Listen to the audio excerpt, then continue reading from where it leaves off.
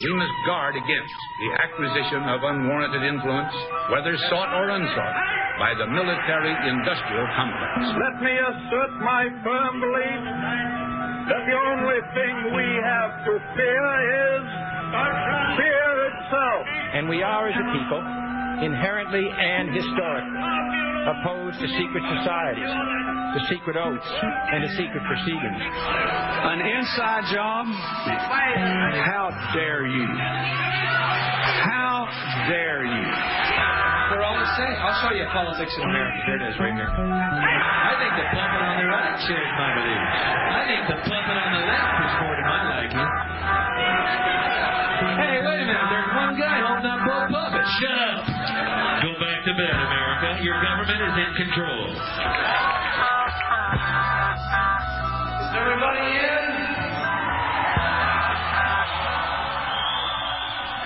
Is everybody in? Is everybody in? The ceremony is about to begin. Wake up! Is everyone where it was?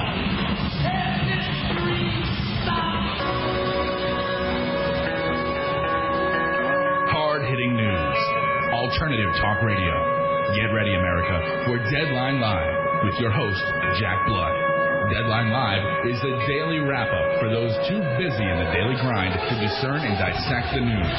While the so-called mainstream media buries the truth, Jack Blood uncovers it, exposing the lies that our trusted government officials do not want us to know. And now, please welcome Jack Blood. Welcome to you, my fellow thought criminals and enemies of the state. Thank you for being with us today. It is May 3rd, 2011. Tuesday. I'm Jack Blood, your narrator, your radio gun, reporting for the next 2 hours. Paul Craig Roberts. He's got a great article out right now. We have a DeadlineLive.info from LouRockwell.com. Osama bin Laden's useful death. The question, many questions posed in this article. How many Americans will have the wits to wonder why the, quote, terror mastermind, unquote, who defeated not merely the CIA and the FBI, but all 16 U.S. intelligence agencies, along with Israel's Mossad and the intelligence services of NATO, who defeated NORAD, the National Security Council, the Pentagon, the Joint Chiefs of Staff, the U.S. Air Force, Air Traffic Control, who caused security procedures to fail 4 times in U.S. airports in 1 hour on the same day, who caused the state-of-the-art Pentagon air defenses to fail, who managed to fly 3 airliners into 3 buildings with pilots who did not even know how to fly, has pulled off any other attack in almost 10 years. Do you have the wits? Do you ask yourself this question? How could a guy that was this competent, this much of a mastermind, a brain out there, a terrorist brain, just be so insolvent for 10 years? Do Americans really believe that a government security system that can be so totally abject in failure when confronted with a few Saudi Arabians with box cutters can renew itself to perfection overnight? And I think these are great questions posed by Paul Craig Roberts. He is the former Assistant Secretary to the U.S. Treasury, Ronald Reagan, the former Associate Editor of the Wall Street Journal, has been reporting the shocking cases of prosecutorial abuse for 2 decades. The new edition of his book, The Tyranny of Good Intentions, co-authored with Lawrence Stratton, is a documented account of how Americans lost the protection of law, has been released now by Random House, and Paul Craig Roberts joins us on the air. Thank you, Dr. Roberts, for being with us today. Pleased to be with you, Jack. Boy, I tell you, this timing of all of this couldn't have been more perfect. When Americans have their pitchforks sharpened, their torches lit, they're asking a lot of the right questions about the economy, about the solvency, the affordability of all of these wars, the disaster of this intervention in Libya. Boy, here's a nice feather in your cap if you're Barack Hussein Obama. No kidding. Well, it has all the theater of a staged event based on what they've said so far and what they've told us so far. I'm hoping that at least some Americans will see through the theater. There's so many things about it that are puzzling.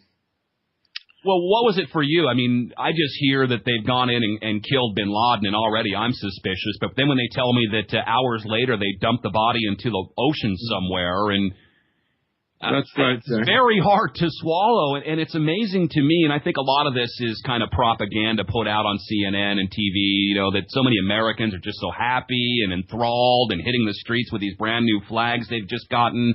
I don't think, do so many Americans lack the ability to be skeptical of a government that has a long history of lying and subversion? That's right. Why would they kill him? He's surrounded and captured. Apparently, there were no bodyguards there. The initial report was it was a fierce firefight, but from subsequent news reports, it seems the only dead people are bin Laden, an 18-year-old son, and 2 women.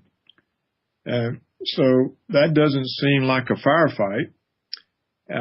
He would be worth immeasurably more alive, since he could be questioned, and we would actually have evidence that he was captured. So the fact that he's dead is already a giveaway, because it would be pointless to shoot him.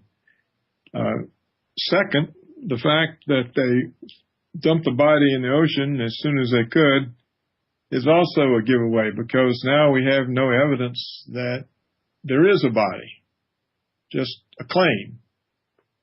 And they claim they have photographs, but they're too gruesome to release, blah, blah, blah. Well, everything can be photoshopped today. Anybody can fake any kind of photograph. Wouldn't that be that much evidence if that was coming from the White House? That wouldn't be any evidence at all if it's coming from anything in the U.S. government. So those are just giveaways, and now they're claiming, well, they have DNA proof, but how would they? I'm not an expert on DNA, and it may have changed since I knew something about it, but I thought it took a bit of time to get those results. Well, they're able, I think, to do it quicker now, Dr. Roberts, but that still would not prove anything. It would make it, even if it was true, it would still only be 99.9. It would never be 100%. It's not actual proof. In any case, it would be circumstantial at best. Well, I don't think that. Not to mention the fact that if they'd had a bin Laden on ice, which we have believed all these years, thanks to all of our wonderful sources, it wouldn't have been hard to obtain DNA from Osama bin Laden. Well, the whole thing is just phony. It sounds phony. It's announced on a Sunday night at primetime viewing. Somehow celebrants are organized to go out and chant USA, USA. How would they get organized so quickly on the spur of the moment? The whole thing is theater. And I initially thought that the reason was that Obama has to do something about the dollar. The dollar's collapsing, and the budget deficit is unmanageable. And so if Osama bin Laden is dead, then that's the excuse for being in Afghanistan in the first place. And so I was thinking, okay, now Obama can end the war without losing face and try to rescue the dollar and the budget. Yeah. But that was my first take, Jack. But I saw very quickly that Hillary Clinton said, "Oh, this doesn't mean the end of the war. It just shows the war is worthwhile, and we're going to continue the war." And then we started seeing various statements. For example, the CIA director, Leon Panetta, said that bin Laden's death was likely to provide motivation for attacks from homegrown violent extremists, which is, a new category that the Homeland Security has created so they can arrest American citizens who protest wars and that sort of thing. So, and then we had John Brennan, who is a White House counterterrorism advisor. He told reporters that it's inconceivable that the terrorist fugitive didn't have support in Pakistan, where his hideout had been custom built 6 years ago in a city with a heavy military presence. Apparently, this alleged hideout was the length of a football field from the Pakistani military academy. And so we now see that the executive branch is setting up more possibilities, more self-serving possibilities. One, terrorists will avenge bin Laden's death, says the CIA. So we can now have another false flag attack to keep the profits flowing into the military security complex, to keep the power flowing into the unaccountable CIA. Homeland Security now can extend the domestic police state. Its abuse of travelers, its arrest of war protesters. And now Pakistan itself is under the gun of invasion and takeover for shielding bin Laden. And as soon as it came out about Pakistan having to support him, having been supporting bin Laden in some way, sure enough, Senator Carl Levin, the chairman of the Senate Armed Services Committee, starts declaring that the Pakistani army and the intelligence agency in Pakistan, quote, have a lot of questions to answer. It sounds like they're weaving a little conspiracy theory. Well, it sounds like they're not weaving a conspiracy theory. They're setting up more agendas. But that is based on a conspiracy theory that Pakistan was aiding and abetting bin Laden the entire time, which is very convenient considering the fact, as you know, even when Obama was running for president, one of the things they were talking about was straightening out Pakistan. This is something that the Bush people, in fact, I saw Rummy on TV the other day, that they are recoiling from. They seem to have a nice relationship with Pakistan, and the Obama administration, the Panettas, and I guess call them the progressives, they don't like Pakistan, and this gives them every reason now to escalate and bring the war to Pakistan. I don't think it has anything to do with liking them. What they're probably worried about is China, and they want to use India as a buffer against China, and one way to win India over is to knock off Pakistan for them and turn Pakistan into a total American puppet. It's only about 65% puppet state. Well, you nailed it, because China is really behind the uprisings that we've been seeing, all of this instability going on in the Middle East, and I think it's behind this as well and involved in Pakistan.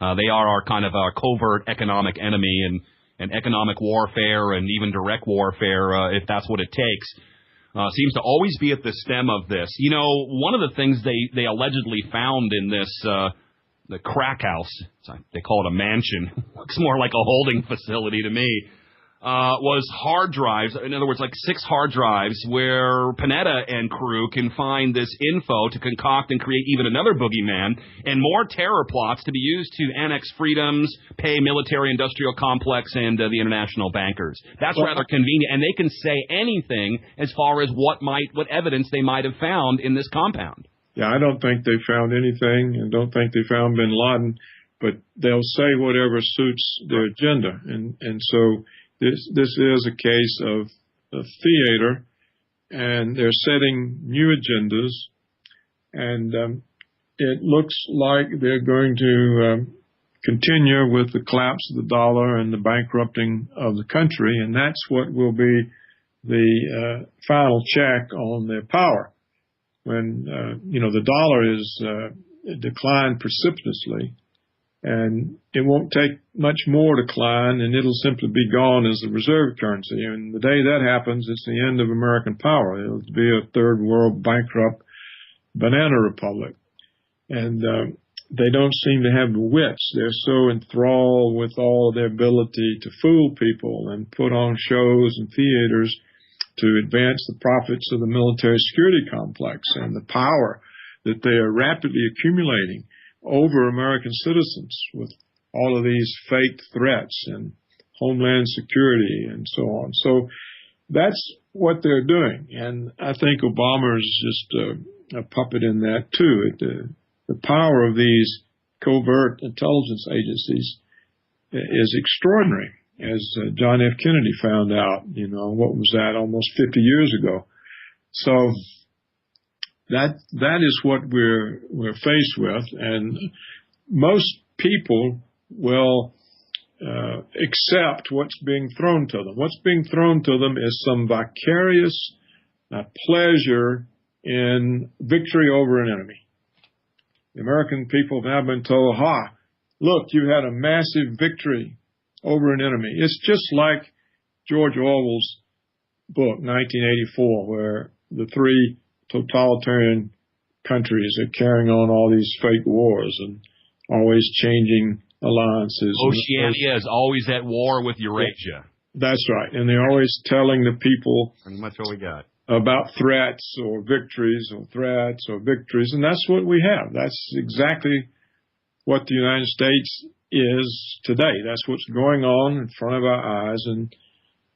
But, look, if you had Osama bin Laden undefended, as he obviously was, in a compound, surrounded, you wouldn't kill him.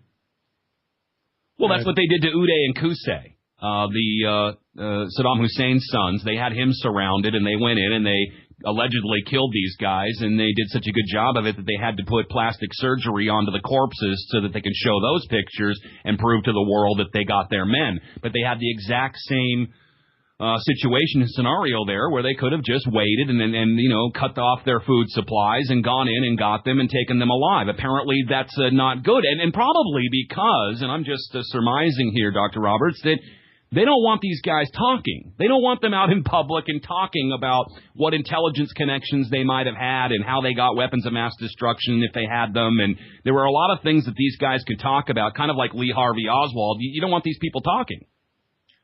No, not when it's all made up from start to finish, but like weapons of mass destruction and all these false claims. But still, it makes no sense to kill bin Laden if the case they have against him or claim they have against him, if there's any basis to that, killing him is self-defeating. Well, let's just use common sense, though. If he really is this big terrorist threat and ahead of this giant terrorist network, now, again, I'm kind of giving them the benefit of the doubt on all of that because we have different information, then wouldn't you want to debrief him, quote unquote? Wouldn't you want to interrogate him? Right. Wouldn't you want to find out everything he knows? Wouldn't that be better for national security? Well, that's what we're talking about, Jack. That's exactly the case. And that's why it's a dead giveaway. In other words, he's far too valuable to kill if all their BS about everything has any truth to it. And it's also so totally improbable that they dumped him in the ocean because they were so concerned with Muslim requirements of a quick burial and they weren't sure any country would accept him, blah, blah, blah. Well, all the Muslim imams are saying that dumping a Muslim in the ocean is not permissible, except in cases of a long voyage where the body is decomposing aboard the ship. They're supposed to be buried in the ground with the head pointed toward Mecca. And so this was not done for any Muslim reason. It was done because it wasn't bin Laden they killed, if they killed anybody. And they got to have some way of hiding the fact that they didn't kill bin Laden. And so, the body's in the ocean, so we can't show it to you. But we're going to show you some Photoshop photos, maybe, perhaps. Well, they flew out the Taliban and the airlift of evil in Afghanistan as the invasion happened. I have eyewitnesses that said that. They let him go in Tora Bora, which I think the movie 9/11 Press for Truth makes a pretty good example of, or there's several documentary films that can talk about that. He was on the payroll. His name was Tim Osman. I mean, none of this is actually floating up to the top as the nation and the world celebrates the killing of this number one terrorist. It's really like you said, hard to swallow, all of it. That's right. It's like you said in the opening, Jack. If he's such a mastermind, how come nothing else happened in a decade? And the borders are wide open, and there's soft targets everywhere, and all of the masterminds, these people pulling off these events, have all been admittedly part of FBI sting operations and complete incompetence, like the Times Square bomber, the shoe bomber, the underpants bomber, the bomber down here in Texas, which was admitted that these are FBI sting operations. They put the ideas in these guys' head. They found somebody that would go along with this so that they could, again, continue to eviscerate our rights here under Homeland Security. What do you make of this? Because I got to get you out of here in a few minutes. Dr. Paul Craig Roberts is with us. The White House came out today and, quote-unquote, modified its story, the account of this, that bin Laden didn't have a gun, that he didn't use his wife as a shield, that wasn't even his wife, and that, by the way, Panetta Hillary Clinton and Obama weren't watching the whole thing on TV as they first tried to say, that they didn't see any of it, and that they just had to take the word from the SEAL Team 6 that Geronimo meant it was all over. Yeah, well, then obviously if they can get the story so wrong when they announce it, such an important event, and now they have to already change it within 24 hours or so, then clearly what they're trying to do now is to say, well, you see, if they watched it, then there has to be a record of it. And so all the TV people will say, give us that so we can show the people, and it'll prove that he's dead. So they have to kill that because they don't have any such proof. The one thing they did actually kill, yes. SEAL Team 6 was also known back in the Bush years as Cheney's assassination team. Is there anything to that? But we don't even know if it was a SEAL team there.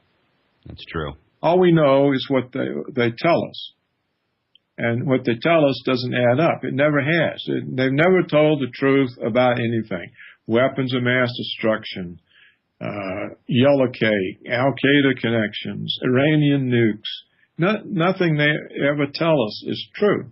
It's all serving some agenda. And then, so what we are challenged with here is to see what is the agenda of this new theater, this faked death. What agenda is it setting? And it looks like one of the things is more oppression of Americans, further erosion of our liberties. It looks like more laws against... Well, and also, I mean, you know, look, this whole thing about even questioning this makes you somehow unpatriotic and anti-American. And then before I'm criticizing Obama, I'm a racist. Now I'm just anti-American and I'm pro-Al-Qaeda somehow, which kind of works out perfectly to their cause. I mean, the government, as you just mentioned, has as much credibility as a jailhouse snitch here, and we're paying attention, so we do understand that. Any final thoughts? We got about 44 seconds here. Anything you want to throw on the record or a website you want to send us to? Well, I just think we need to anticipate what the agenda is, and I think Pakistan does too, because I think this could be a way of further taking over Pakistan. And certainly our liberties are at a greater risk, and it looks like there's no end of the war. It gives the people confidence that right. actually winning now, so they can keep the war going. It's the blue pill. I got to get you out of here. Paul Craig Roberts. You can read his stuff at LouRockwell.com. Go get it.